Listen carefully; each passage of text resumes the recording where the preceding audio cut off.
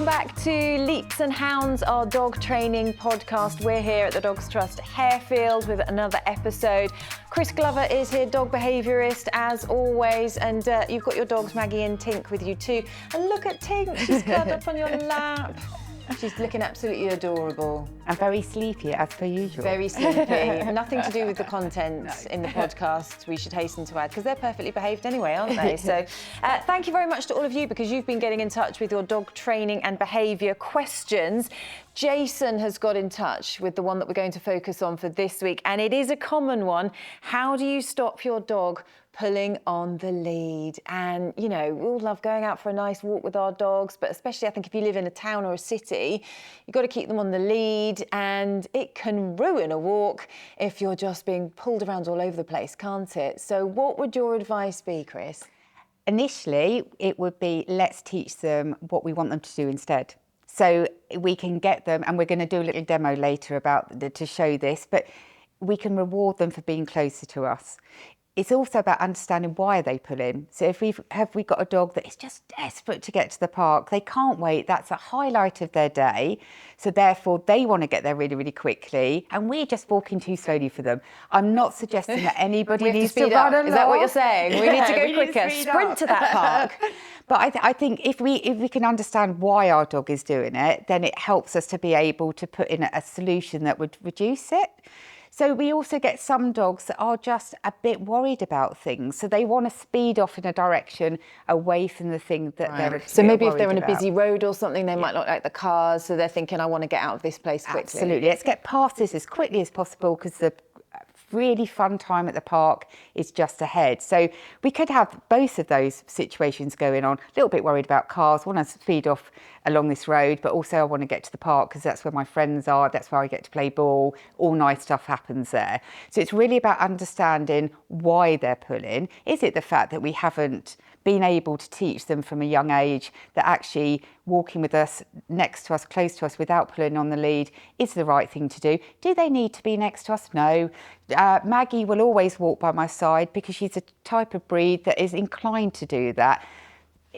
Shall we let them out in front? Of course we can do that, as long as they're not going to trip us over. If we have got those breeds that really like sniffing, they're going to be in front and wanting to sniff things. But having a dog that's zigzagging in front of us can be quite problematic. So if we can just teach them that just coming back, having a bit of having a little piece of food, or even ball on a rope, something that encourages them to come back and have a reward for doing so, is probably quite a good tactic to teach, to do with them. But are some breeds better than others about this? Because, you know, Bailey, my dog, who is a terrier cross, you were talking there about the excitement. She was so excited. And I, walk after walk after walk, I tried everything, but she just couldn't contain herself. On the way back from the walk, it was all fine. But on the way there, she was just too excited. So do you think sometimes there are those breeds where you're going to have your work cut out? I think that what you did with Bailey was you just made that park so much fun. Amazing. So she was so desperate to get there. A little bit like children go to school. You know, those that really enjoy are going to be trotting off down the road trying to get into school. So what we can do is, if we've got the opportunity to do it, I would say drive to the park. So just trying so that it's easier for us. Again, remember to warm up your dogs as they get out of the car before they have a run around. But it's just, that might be an easy thing to do for some. Others it may not be possible to. There are equipment, so there's harnesses that might just make us able to hold our dogs a little bit easier. We just need to make sure that when they're introduced to them, they're as comfortable as possible, and they're not restricting. They mustn't be uncomfortable. The other thing that we consider is, can we be as fun as the park as we're walking down the road? So can we throw a little piece of food, get them to do a find it exercise? Can we sort of simulate that scent? So again, hiding a piece of food as we're walking down the road, might throw it sideways, so they're then looking and then more attentive to make us. The journey more interesting, make you more interesting, to try and engage them. That actually the prize is not just the park, but the whole walk experience itself. Definitely. So it's us walking together to the park that is just as good as actually being at the park.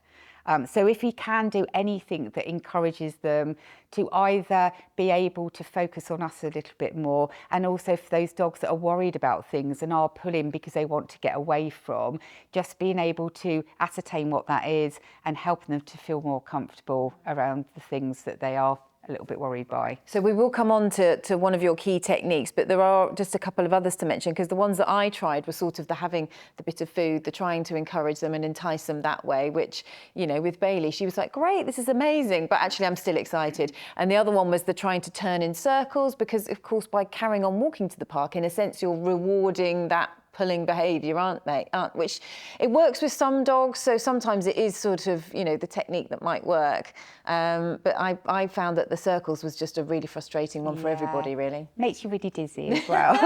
So if you've got a dog that goes, oh excellent, we could go that way and we can go in the other way. So probably the best thing to do is, again, we're trying to get their attention. So before we even leave the house, if our dogs are so excited and all they're thinking about is that door opening and going off down the road, that's probably not a good start to the walk. So just doing something with them, maybe having a little bit of toy play, maybe making sure that they're aware that you've got that really good food on you, so that when you step out through that front door, you've already got their attention. The walking in the opposite direction can sometimes help, especially if you've got a dog that says, I don't want to go that way, or I want to go that way. Fine, it's their walk, we're still exercising. As long as we haven't got a purpose to walk in that direction, let's sort of just go with them and help them to feel more comfortable and be more attentive with us. But again, things like just maybe throwing a little bit of food down so that there is a little bit of interruption for them, or just getting them hand target. That's a really good one, where we just teach them to touch our hand or the front of our hand or our palm for a little piece of food. It just gets them, we can guide them back round, keep them with us. But yes, it's really about just trying to sort of just take that edge off the excitement, which we could possibly do by doing a little bit of a play session before we even attempt to go to the park.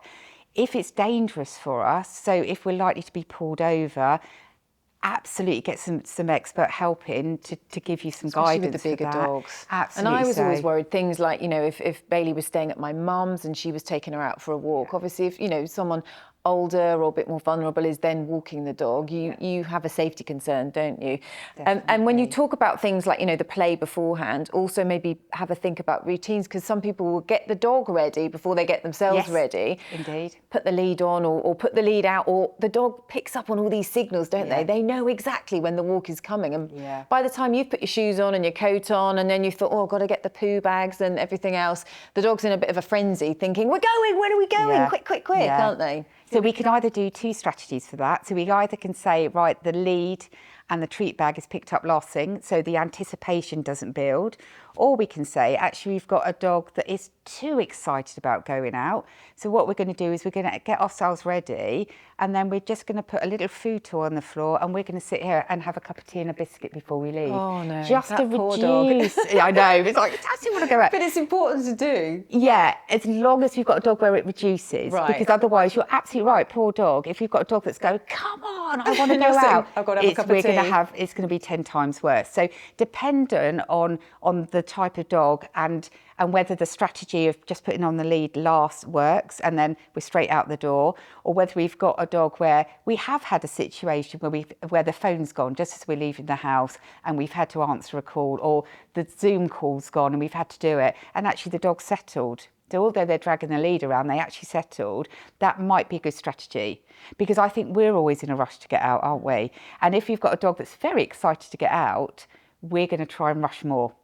And us rushing means that we get really excited dogs that are rushing around with us. And then so yeah, just trying to keep everything as calm as possible, because we know as soon as they step outside, if they're here, they're going to be here. If they're down here, they're going to be there. Yeah, and it's always good to have a bit of adaptability, isn't it, in your dog, so that it's not always thinking, right, she always does this, she always gets that. We always go this way to the park, because then it knows exactly where it's going, doesn't it? And that's when they tend to think, right, I'm off. Yeah. Whereas actually, if you vary it, or like you were saying, turn around, oh no, we're going to go around the block and then we're going to go to the park. then that little bit of uncertainty can help as well, can't Yeah, it? definitely. And I think again, it's considering what do our dogs want out of that walk. So if the reason that they want to go to the park is because they meet their friend, can we do a little bit of parallel walking down the pavement with our friend and the dog, so we get them used to just walking nicely together? We might be helping out our friend and their dog as well. Is it the fact that actually they want to go there because they want to sniff? So again, can we give them opportunities to sniff on the verge of the pavements that we're walking on? But it's just important to know what is a great thing. If it's the fact that they get off the lead and they have a nice run around and they get some really good play, could we have that opportunity to do that in our garden? Can we offer that so that that's not the only time that they play with their ball, or that's not the only time that they play with their tug toy? They're actually getting an opportunity at home as well. Okay, well listen, let's come on to one of your key training tips now, and that's the loose lead walking. So let's have a look at that in action. We're going to go outside now. Right, so we've popped outside to do some loose lead training, and this is a really key trick, isn't it, that you can use to encourage your dog not to pull on the lead. So definitely. I know that Maggie's beautifully behaved, so she'll be doing it anyway, but talk us through what you do. So I would always make sure, it doesn't matter what side you want to walk your dog on, but to start off with, keep them on one side because it's easier, because otherwise they're switching from side to side. I happen to be left-handed, so I have got my treat in my left hand. I'm then holding the lead across my body in my right hand, so it leaves my left hand free just for the treat. And as soon as she moves away, all I'm going to do is, Maggie, move her back, just turn around, get her back into position and give her a little reward for doing that. Yeah. So I didn't pull on the lead, I literally just walked slightly backwards and then just asked her to return. So if I just see if we can get her to move out again, let's see if we can get her to look for the bit of food. Let her eat it. And then Maggie, and again, just reward her for coming back to my side. Okay, so every time she moves away, you're just encouraging her back with the treat. That's right. So this is the position I want her to be in. So if you've got a dog that is just starting to learn this, we do want to give them a lot of treats here. And what we then might want to do is just literally take one step forward, give a treat, one step forward, give another treat. I know we're giving lots of treats, right? Drop them on the ground. It doesn't matter, they're still not pulling. So listen, she's very chilled out at the moment, but if you do have a dog that is straining at the lead, wanting to get to the park, what would you be doing in that scenario? So if we pretend that Maggie is wanting to go over in that direction, which she's showing that now, I would just go, Maggie, can we come this way? Yay! And again, so maybe just turn away.